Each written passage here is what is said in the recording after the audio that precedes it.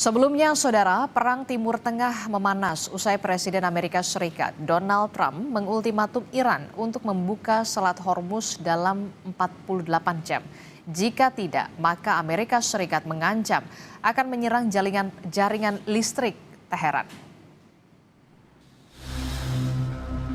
Ketegangan di Timur Tengah kian memanas setelah Presiden Amerika Serikat Donald Trump melontarkan ultimatum keras kepada Iran terkait penutupan Selat Hormuz, jalur vital energi dunia. Trump menuntut Iran untuk membuka kembali Selat Hormuz dalam waktu 48 jam atau menghadapi ancaman serangan terhadap fasilitas pembangkit listriknya. Jika Iran tidak sepenuhnya membuka tanpa ancaman Selat Hormuz dalam waktu 48 jam sejak saat ini, Amerika Serikat akan menyerang dan menghancurkan berbagai pembangkit listrik mereka, mulai dari yang paling terbesar terlebih dahulu, tulis Trump di akun Truth Social miliknya. Iran tidak kalah gertak. Negara itu balik mengancam jika fasilitas energinya diserang, Teheran akan menutup Selat Hormuz secara total.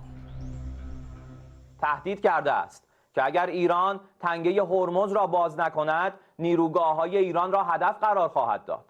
بارها گفته ایم که تنگه هرمز فقط روی دشمن و ترددهای با ضرر بسته است و هنوز به طور کامل بسته نشده است و تحت کنترل هوشمند ماست. Jalur strategis ini sudah terganggu sejak Amerika Serikat dan Israel melancarkan serangan ke Iran pada 28 Februari lalu. Selat Hormuz menjadi jalur sempit yang mengalirkan sekitar 1/5 pasokan minyak dan gas dunia. Sementara itu, saudara, Korps Garuda atau Korps Garda Revolusi Iran meluncurkan serangan rudal gelombang ke-73. Dan serangan ini, saudara, menargetkan sejumlah kota di Israel pada Minggu waktu setempat. Garda Revolusi Iran mengklaim berhasil menghantam sejumlah target militer dan pusat keamanan Israel dengan rudal presisi dan pesawat nirawak atau drone. Serangan ini menyasar wilayah selatan dan utara yang dikuasai Israel. Selain di wilayah tersebut, Iran juga mengincar pangkalan militer Amerika Serikat di kawasan Teluk.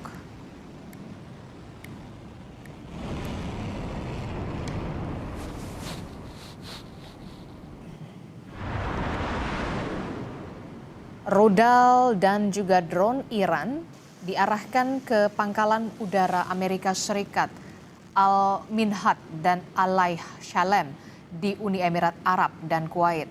Militer Iran mengklaim berhasil menembak jatuh pesawat tak berawak milik Israel Amerika Serikat di atas Teheran. Militer Kuwait juga memastikan sistem pertahanan udaranya berhasil mencegat sebagian besar ancaman dari arah luar wilayah.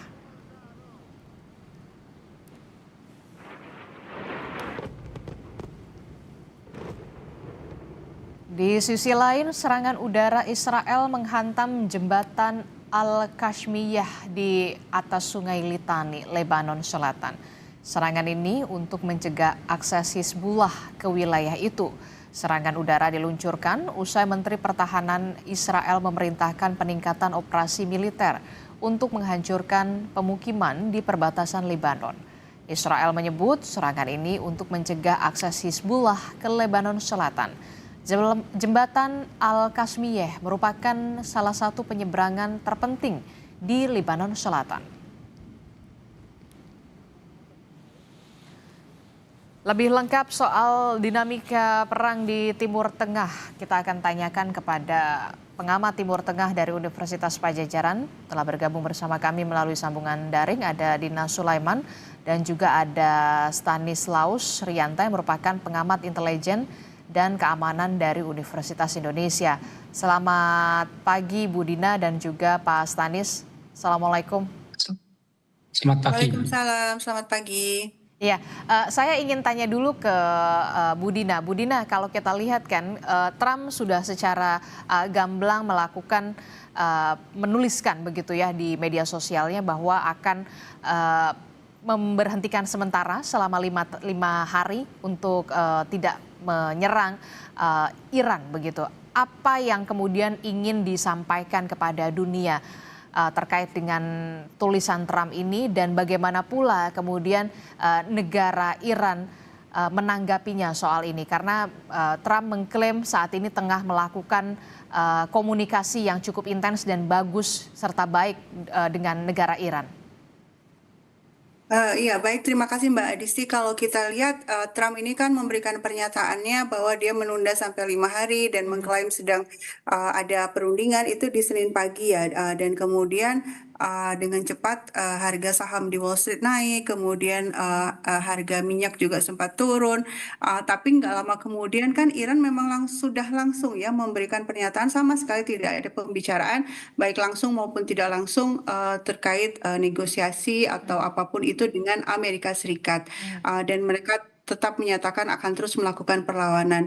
Artinya dari sini saya melihat bahwa upaya Trump dengan memberikan tweet soal adanya perundingan itu tak lebih dari upaya untuk memperbaiki atau menurunkan ketegangan di bidang ekonomi ya. Karena kita lihat minyak juga harganya terus naik, harga saham turun. Nah, sekarang dengan pernyataan ini kelihatan ada perubahan, meskipun kemudian akhirnya ketika Iran menjawab bahwa sama sekali tidak ada upaya atau sama sekali tidak ada perundingan, ya ini artinya pasar kemudian bergolak lagi. Saya pikir memang Trump dalam keadaan betul-betul terjepit ya dari sisi ekonomi, karena banyak sekali yang dirugikan dari perang ini. Oke, jadi Anda melihat pernyataan Trump ini di media sosial karena memang posisi Trump ini saat ini tengah terdesak begitu, karena memang harga minyak dunia yang kemarin sempat melambung tinggi, naik tinggi begitu, dan juga bahkan Trump sendiri sempat mengultimatum untuk Iran dalam waktu 48 jam agar segera membuka Selat Hormuz. Begitu, Bu Dina? Iya, betul sekali, setuju. Oke, saya ke Pak Stanis. Pak Stanis, dari kacamata Anda sebagai pengamat intelijen dan juga keamanan, strategi apa yang saat ini tengah dijalankan oleh Amerika Serikat bersama dengan Israel? Apakah Anda setuju ini merupakan strategi atau taktik yang dilakukan oleh Amerika Serikat untuk kemudian bisa menghijaukan market ataupun bursa? Karena kemarin kita melihat ini merupakan ada dampak buruk dari harga minyak dunia naik signifikan, khususnya juga di Amerika Serikat. Ya, sejak awal kan Trump menyatakan bahwa perang akan berlangsung sekitar 4 minggu. Jadi ini kan bukan hanya sekedar masalah waktu, tapi ini sebenarnya masalah resource juga. Ketersediaan senjata, kemudian kemampuan personil dan lain-lain, ini sekitar 4 minggu. Nah, saya sejak awal meyakini bahwa perang itu akan selesai bukan karena adu senjata, tapi perang akan selesai karena tekanan yang lain. Ada 2 tekanan kemungkinan, tekanan ekonomi dan tekanan politik. Kita lihat di dalam negeri, Trump juga tidak mendapatkan banyak dukungan, sebenarnya tidak full dukungan dari warga negaranya atau dari Kongres atau dari pemerintah. Kemudian dari aspek ekonomi, sebenarnya banyak juga pengusaha-pengusaha Amerika yang investasi di Timur Tengah, dan ini tentu sangat terganggu dengan situasi ini, dan saya yakin mereka akan melakukan tekanan-tekanan kepada Trump untuk mengakhiri. Dan kita melihat dalam 24 jam terakhir ya, labil, kita lihat bahwa setelah mengancam akan melakukan serangan, tiba-tiba sekarang mengatakan bahwa terjadi perundingan. Ini adalah suatu bukti bahwa terjadi krisis, sebenarnya terjadi krisis karena ada perbedaan pernyataan yang sangat signifikan. Ini berarti terjadi sesuatu di dalam kabinetnya Trump atau dalam keputusannya Trump. Jadi saya melihat bahwa Amerika ada tekanan besar sehingga ada perbedaan keputusan dalam waktu yang sangat singkat. Ini ada tekanan yang sangat kuat, saya lihat. Oke, jadi ini ada apa ya? Ada perubahan yang signifikan, yang semula mengancam begitu, kemudian kita tahu belakangan Trump ini justru menyebut bahwa tengah bernegosiasi dengan Iran. Ini ada bentuk terdesakkah kemudian Trump di internalnya sendiri di Amerika Serikat untuk bisa mengamankan posisinya? Kalau Anda melihat seperti itu? Ya, saya lihat juga mereka salah mengancam ya mungkin ya, karena Iran itu bukan suatu negara yang mudah diancam kemudian akan takluk ya. Iran sudah puluhan tahun mengalami ancaman, berhadapan dengan ancaman, dan mereka mampu menghadapi itu secara mandiri, sehingga ketika diancam-ancam lagi oleh Trump, bagi mereka udah biasa, mereka akan anggapi itu. Justru saya lihat ketika nanti Amerika melaksanakan ancamannya, ini justru akan menjadi kerugian sangat besar bagi Amerika dan bagi dunia. Dan Iran udah siap dengan hal itu, mereka sudah menyiapkan ranjau di lautnya, di Selat Hormuz, mereka sudah menyiapkan drone bawah laut, mereka sudah siap dengan ancaman itu sebenarnya. Makanya saya lihat ketika Amerika melihat bahwa Iran siap dengan ancamannya, maka dia mengubah strategi dengan soft diplomasi, walaupun itu tidak secara terbuka dikatakan dengan siapa. Saya melihat bahwa itu ada di balik layar, karena itu juga dibantah oleh Iran. Oke, apakah Anda melihat juga tidak terlibatnya atau tidak enggannya negara-negara sekutu membantu Amerika Serikat untuk membuka Selat Hormuz juga menjadi turut berpengaruh karena banyak juga negara sekutu, NATO juga dan negara-negara lainnya yang kita tahu berada di belakang Amerika Serikat tidak ingin juga terlibat untuk membuka Selat Hormuz. Bagaimana Anda melihat ini? Ya, negara NATO tentu sangat hati-hati ketika terlibat dengan situasi ini karena negara-negara NATO itu berada dalam jangkauan rudal Iran. Berbeda dengan Amerika yang mungkin sangat jauh wilayahnya akan tidak terjangkau dengan rudal Iran. Jadi mereka kan berpikir-pikir ya Amerika mengajak negara-negara ini untuk menambah kekuatan, tetapi akan menciptakan ancaman baru bagi negara-negara NATO tersebut. Mereka pasti akan mewaspadai bahwa Iran tentu tidak akan main-main. Ketika ada negara yang membantu Amerika, dia juga akan melakukan serangan-serangan pada negara itu. Oke, saya ke Budina. Budina, ini kan kalau kita lihat Iran ini kan dalam posisinya standby ya. Kalau tidak diserang ya dia tidak akan menyerang balik begitu ya, Budina. Nah, merespon dari pernyataan Trump ini itu artinya Anda melihat adakah kemudian secerca harapan perang ini akan berakhir secara cepat?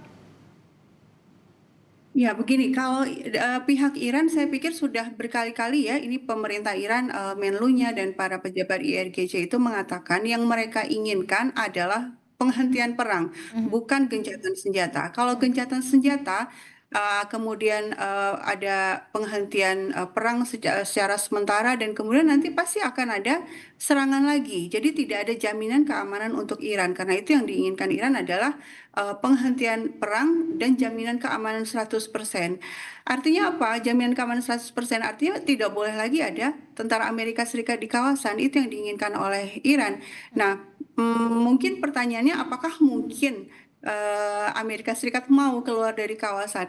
Kalau kita lihat sejarah sangat mungkin Amerika menarik pasukan ketika memang sudah melihat perangnya tidak mungkin dilanjutkan lagi karena biaya yang sangat besar, korban yang sangat banyak dan tekanan dalam negeri yang sangat besar. Misalnya Afghanistan sudah 20 tahun Amerika Serikat menduduki Afghanistan dan menghabiskan sangat banyak uang untuk berusaha menciptakan kestabilan di Afghanistan, akhirnya kan keluar. Kemudian Irak 2003 sampai 2011 Amerika Serikat menduduki sedemikian lama tapi juga akhirnya keluar juga. Vietnam kalau kita mundur lagi ke belakang kita lihat bagaimana juga Amerika akhirnya keluar padahal Amerika dikenal sebagai dikdaya militer. Ini yang sepertinya sedang ditargetkan oleh Iran dan dia sangat dan negara ini sangat percaya diri ya dengan kemampuan militernya karena juga yang dilakukan Iran tidak sebatas hanya tekanan militer tapi juga ekonomi. Artinya memanfaatkan banyak variabel yang memungkinkan dia bisa mencapai tujuannya yaitu mengusir Amerika Serikat keluar dari kawasan Timur Tengah. Oke, apakah Anda melihat ini merupakan tanda juga bahwa memang kekuatan militer Amerika Serikat juga cenderung melemah dan akhirnya nanti dengan perjalanan waktu Amerika Serikat menarik pasukan mereka di negara-negara Teluk. Anda melihatnya potensinya apakah akan seperti itu karena memang banyak tekanan dari internal sendiri dari Amerika Serikat, warganya, termasuk juga krisis yang saat ini menghantui negara Amerika Serikat? Iya, kalau dari sisi ekonomi sudah jelas ya kita tadi juga sudah bahas betapa memang ada tekanan ekonomi itu satu variabel. Kemudian variabel lainnya mengenai ketersediaan amunisi. Amerika Serikat sejak awal tidak menyangka atau tidak memperkirakan bahwa perang ini bisa berlarut-larut seperti ini karena memang plan A-nya adalah 48 sampai 72 jam saja. mengira dengan membunuh Ayatullah Khamenei, pemimpin tertinggi Iran, pada hari pertama, pada serangan pertama itu bangunan pemerintahan Iran di bawahnya langsung runtuh. Tapi kan ternyata tidak. Justru hanya dalam 2,5 jam setelah serangan pertama, Iran langsung memberikan balasan. Dan itu berlanjut sampai hari ini, dan banyak sekali pihak dari dalam Amerika Serikat sendiri menyatakan Amerika Serikat sudah kekurangan amunisi. Sudah, kalau ini berlanjut, dia memang nggak ada senjata lagi. Bahkan kemudian ada ini ya, penangkal ya semacam interceptor yang diambil dari Asia dibawa ke Timur Tengah. Dari faktor-faktor ini kita melihat bahwa ya memang pilihannya sangat sempit buat Trump. Saat ini saya pikir yang dilakukan Trump itu adalah bagaimana upaya untuk bisa keluar, tapi juga tetap menjaga wajahnya gitu ya. Artinya tidak menyatakan kekalahan dengan frontal, tapi akhirnya keluar. Ketika Amerika Serikat keluar dari Afghanistan kan juga tidak menyatakan kalah ya, tapi ya sudah keluar saja.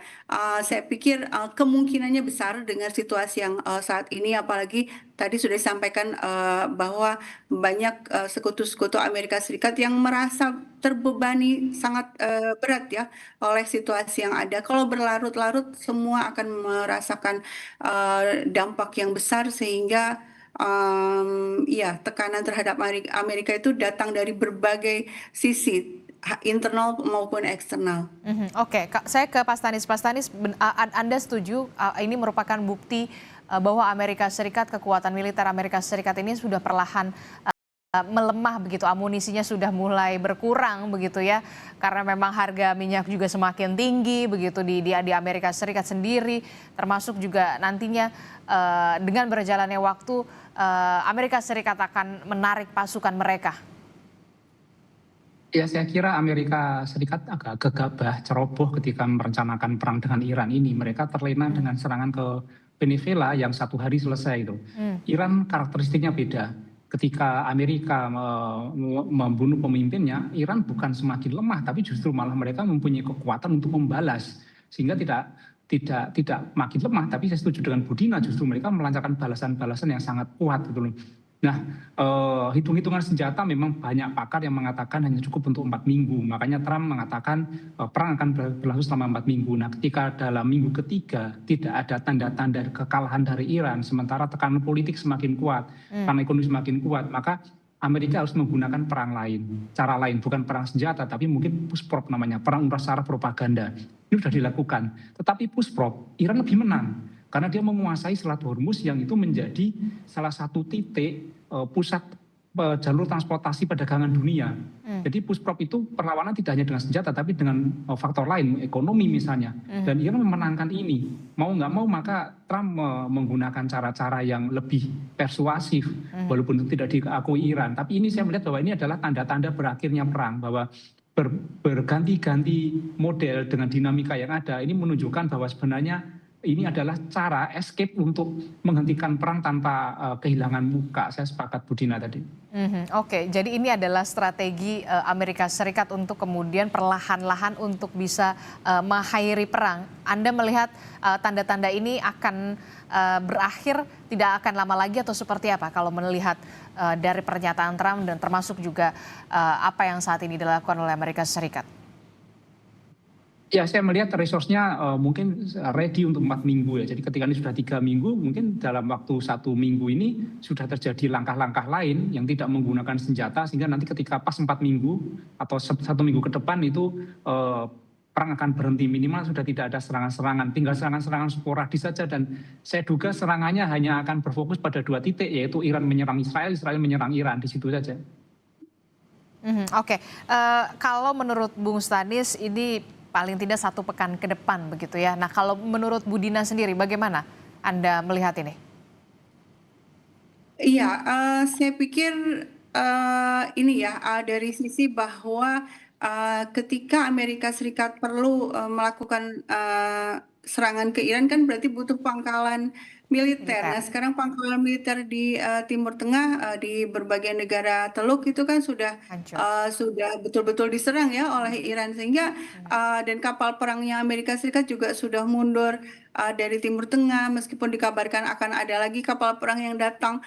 Ya, kalau dari sisi waktu saya tidak bisa memastikan, apakah seminggu. Tentu harapan saya kalau memang seminggu itu berita sangat baik buat kita juga, karena kita terdampak ya dalam perang ini, sangat baik buat dunia. Tapi yang perlu garis bawahi adalah bahwa yang terpenting adalah Amerika Serikat betul-betul tidak lagi melanjutkan agresinya terhadap Iran ataupun kepada negara manapun. Kalau hanya sekedar mundur dan kemudian mempersiapkan diri lagi lalu menyerang lagi negara lain, dunia akan terus dikepung oleh konflik seperti ini, dan kita juga akan mendapatkan dampak ekonomi yang sangat berat, dan padahal ini bukan perang buat kita. Tadi Pak Stanis mengatakan bahwa sangat mungkin nanti zona konfliknya adalah antara Iran dan Israel. Ya, sangat mungkin itu terjadi ketika Amerika Serikat keluar, berarti kan tidak ada lagi yang bisa melindungi Israel. Rudal-rudal dari Iran tidak bisa lagi diintercept dan akan langsung ke Israel. Dan ini buat saya ini harapan yang sangat baik, karena Palestina sebenarnya akarnya kan di Palestina ya. Iran itu diserang oleh Amerika Serikat dan Israel karena Iran memberikan bantuan senjata dan teknologi persenjataan kepada Palestina, sehingga Iran dianggap ancaman oleh Israel dan Amerika Serikat.